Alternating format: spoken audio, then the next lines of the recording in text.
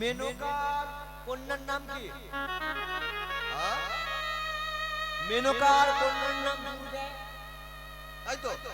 এবার দুর্গার স্বামীকে নিতাই গৌর হরি বল। তাহলে যদি কারুর স্বামী দেবাদিদেব মহাদেব হয়, তাহলে সেই জামাইয়ের জন্য শাশুড়ির অহংকারটা কত হবে জানিস? আমার জামাই ডাক্তার, মানে একটা বিরাট অহংকারের ব্যাপার তো। তাহলে স্বামী হলো শিব, দুর্গার স্বামী শিব, তাহলে মেনকার জামাই হচ্ছে, জামাতা হচ্ছে, তা মেনকার মনে মনে বড় অহংকার, আমার মতো আর জগতের মধ্যে কেউ পাবে না। মানে আমার জামাইয়ের মাথায় কি আছে? জটার ফাঁকে কি আছে? চাঁদ। এত বড় জামাই কিন্তু আর কারু নাই। একটু মনে অহংকার হবে, ইহ জগতেও হয় বাবা। কারো যদি জামাই ভালো কষ্টে কাজ করে, শাশুড়ি একবারে মানে গদগদ হয়ে যায়। এবার রত্নমালার সাথে বিবাহ হয়েছিল জনক রাজার কন্যাকে সীতা। সীতার স্বামী রামচন্দ্র। তাহলে শাশুড়ি আর শ্বশুর অহংকার হবে না? মর্যাদা পুরুষোত্তম, অহংকার হচ্ছে। এবার এই দুই গুণের জ্বালাতনা আর সহ্য হচ্ছে না। এ বলছে জানিস আমার জামাই জানিস রাজা দশরথের পুত্র, বিরাট ক্ষমতা, মর্যাদা পুরুষোত্তম।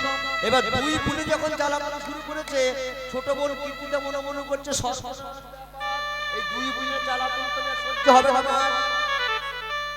কি করতে হবে? আমাকে আরাধনা করতে হবে। কার? ব্রহ্মার আরাধনা করলেন। ব্রহ্মার আরাধনা করার পর ব্রহ্মা সন্তুষ্ট হলেন, বললেন তুমি বর প্রার্থনা করো। ব্রহ্মা বললেন তুমি বর প্রার্থনা করো। কীর্তিতা বললেন আমি অন্য কিছু বর চাই না। তাদের জামাই গোনা হচ্ছে খুব হাই ক্যাটাগরি, পোস্ট তাদের বড়।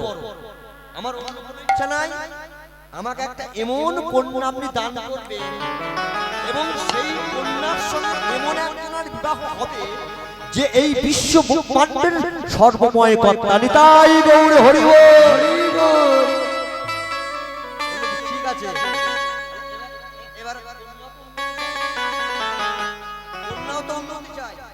আচ্ছা এই জগতে বাবা আরো বলি, আচ্ছা ভালো লাগছে, ভালো লাগছে তো? ভালো না লাগবে কোনো উপায় নাই, ঠিক আছে। এই জগতের মধ্যে একজন পুরুষ, আমি যে কথা বলছি বাবা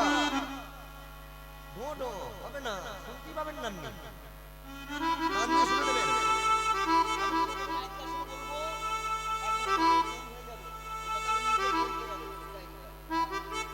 এই জগতের মধ্যে একজন পুরুষ আর পাঁচজন প্রকৃতি। একজন পুরুষকে না সচ্চিদানন্দ বিগ্রহ, অনাদি আদি গোবিন্দ, সর্বকারণের কারণ, তিনি হলেন নন্দনন্দন ব্রজনন্দন শ্রীকৃষ্ণ। আর পাঁচজন প্রকৃতিকে একজন হলেন গণেশ জননী দুর্গা, লক্ষ্মী, সাবিত্রী, সরস্বতী আর রাধা। দুর্গা শক্তির দেবতা। দুর্গা হলেন শক্তির দেবতা, যার কাছে শক্তি পাওয়া যায় তিনি হলেন মা দুর্গা। যার কাছে ধন ঐশ্বর্য পাওয়া যায় তিনি হলেন মা লক্ষ্মী।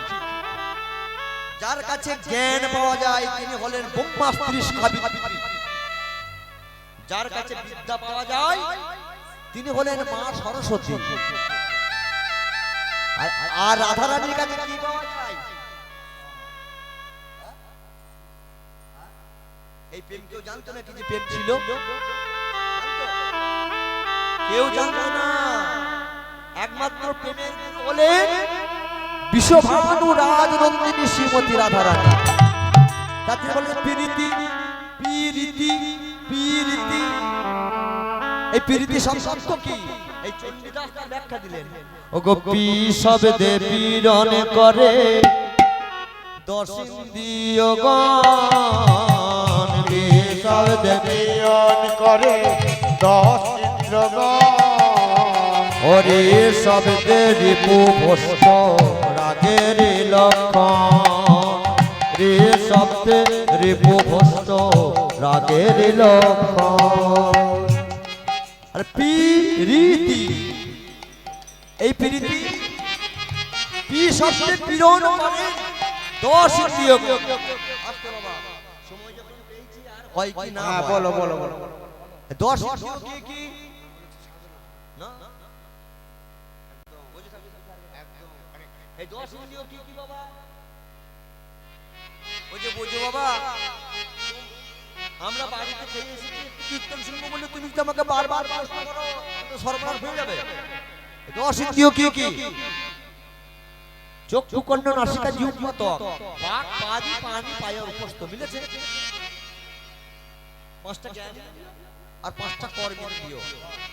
এই যে দশ ইন্দ্রিয় পি শব্দে পীড়ন করে দশ ইন্দ্রিয় গণ, রি শব্দে রিপু ভস্ত অনুরাগের লক্ষণ। এবার তি শব্দে তৃপ্ত সদা হরি গুণ গানে, হরি গুণ গানে। এবার পীড়িতের কথা কহে চণ্ডীদাসে, পীড়িতের কথা কহে চণ্ডীদাসে।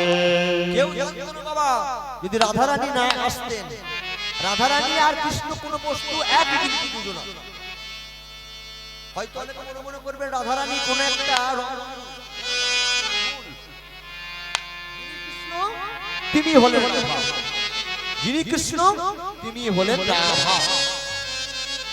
এদের কোনো ভেদ নাই, যারা ভেদ করবে তারা মূর্খ, তারা জানি না।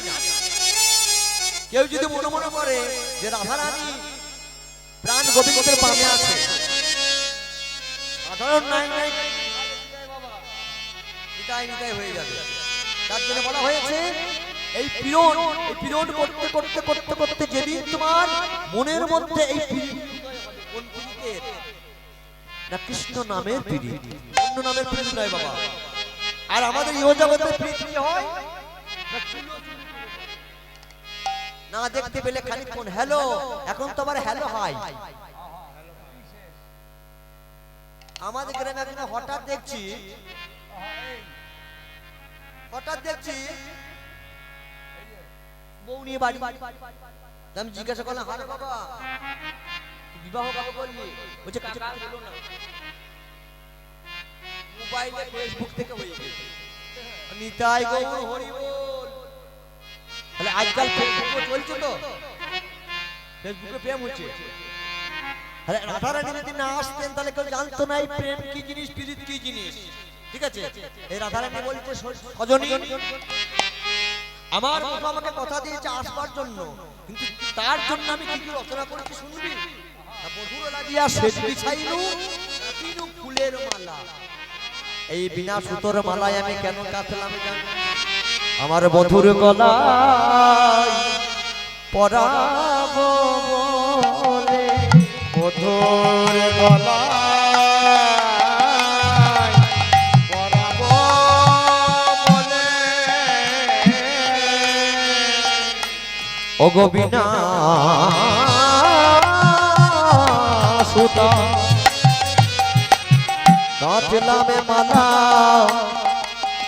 ওই আমার বধুর গলায় পরাবো বলে। আমি বিনা সুতায় গাঁথলাম মালা, বধুর গলায় পরাবো বলে। আমি বিনা সুতায় গাঁথলাম মালা, বধুর গলায় গৌর হরি বিনা সুতায় গাঁথলাম মালা, আমি বিনা সুতায় গাঁথলাম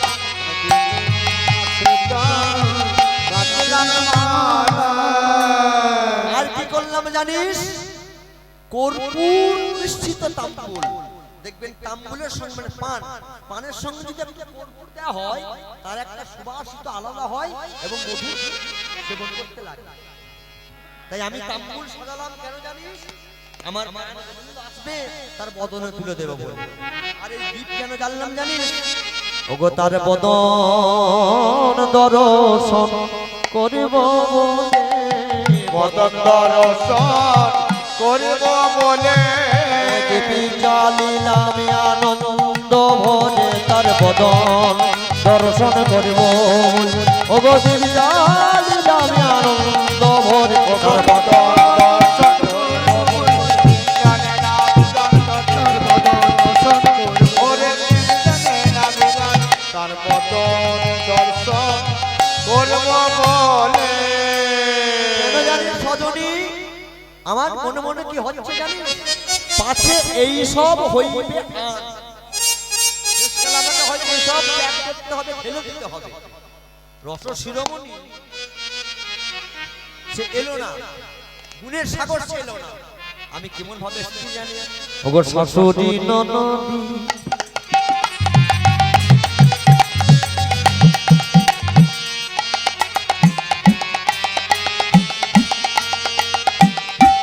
বঞ্চনা করিয়া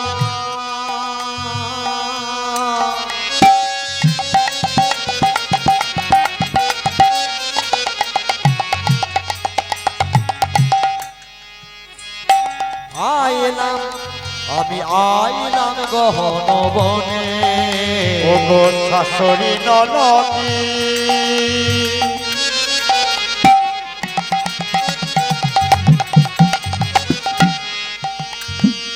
বন্দনা করিয়া আইলু গহন বনে। আমি কি করলাম জানিস? আমার শাশুড়ি নদী তাদেরকে আমি বঞ্চনা করে এই গভীর রজনীতে এই অন্ধকার রাত্রিতে আমি কেন বলেলাম জানিস? শাশুড়ি নদী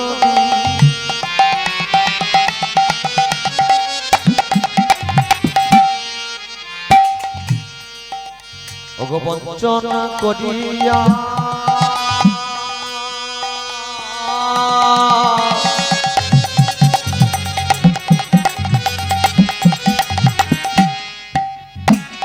আইলাম গহন বনে। শাশুড়ি ননদি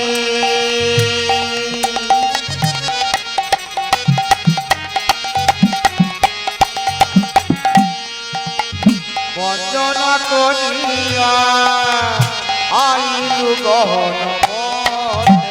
ওরে বড় সাধে মনে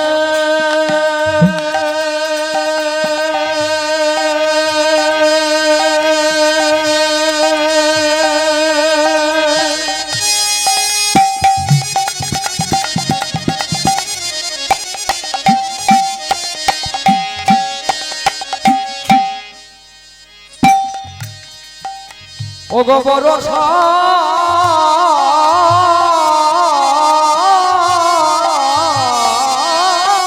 মনে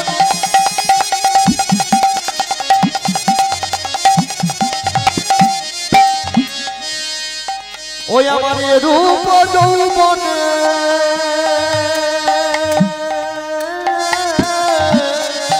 ওগো বড় সাধ মনে আমায় রূপ যৌবনে। ওই আমি মিলব মধুর সানে, মিলব মধুর সান।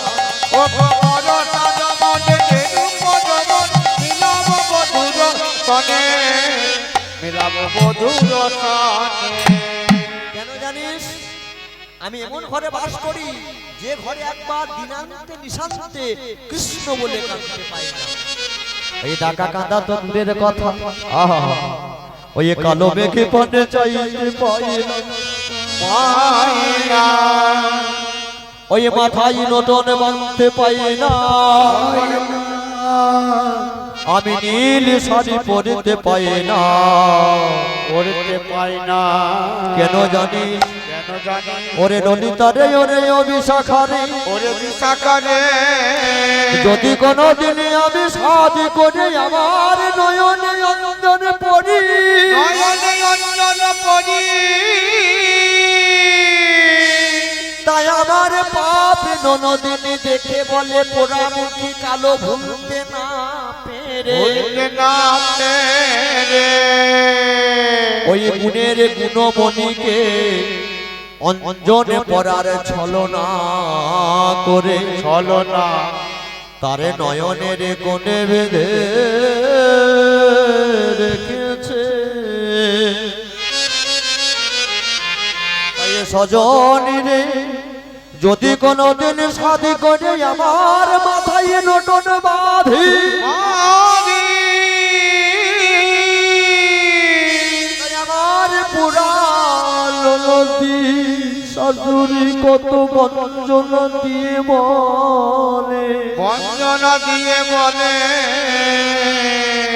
ওই পোড়ামুখী কালো ভুলতে না পেরে, ওই নটন বাধার ছলনা করে, ওই গুণের গুণমণিকে মাথায় বেঁধে রেখেছে, বেঁধে রেখেছে। তাই ওর সজনীরে আমি কালো মেঘ পানে একবার চাইতে পাই না, চাইতে পাই না। আমি ছিলাম রাজনন্দিনী, আমি ছিলাম রাজার মেয়ে, আমার মা আমায় রন্ধনশালে যেতে নিষেধ করতে বলতো, তুই হলিননের পুতুল ওই রন্ধনশালে গেলে গলে যাবি, বলে যা। কিন্তু এখন আমি কি করি জানিস সজনী, সজনী ওই রন্ধনশালে শুকনো কাশে জল মিশাই, জল বিষয়ে সেই কাষ্ট উনানে দিয়ে আমি ধোয়ার ছলনা করে কাঁদি, ছলনা করে কাঁদি। তাও আবার শাশুড়ি ননদিনী দেখি বলে, বউ তোর চোখে জল কেন, জল কেন? আমি বলি আমার চোখে ধোঁয়া লেগেছে, ধোঁয়া লেগেছে। তাই ওরে সজনী রে, আমি একবার কৃষ্ণ বলে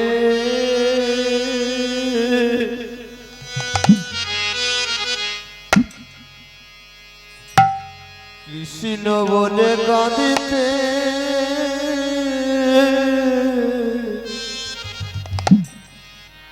কাঁদিতে পাই না,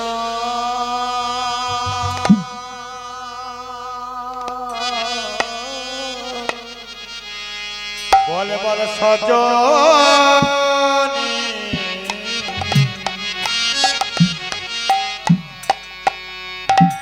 আমি কৃষ্ণ কৃষ্ণ বলে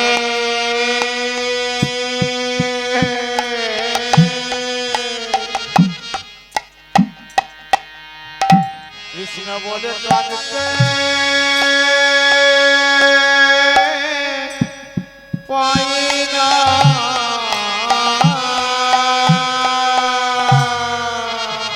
কৃষ্ণ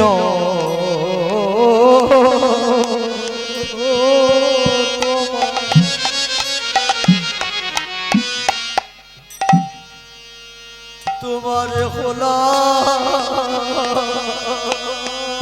বলে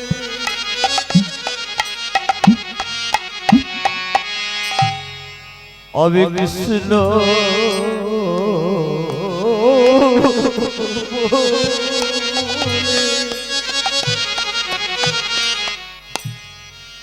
কৃষ্ণ বলে কাঁদিতে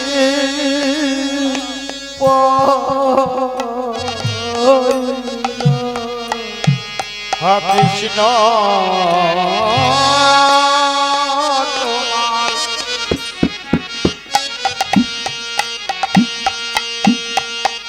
ও গহলা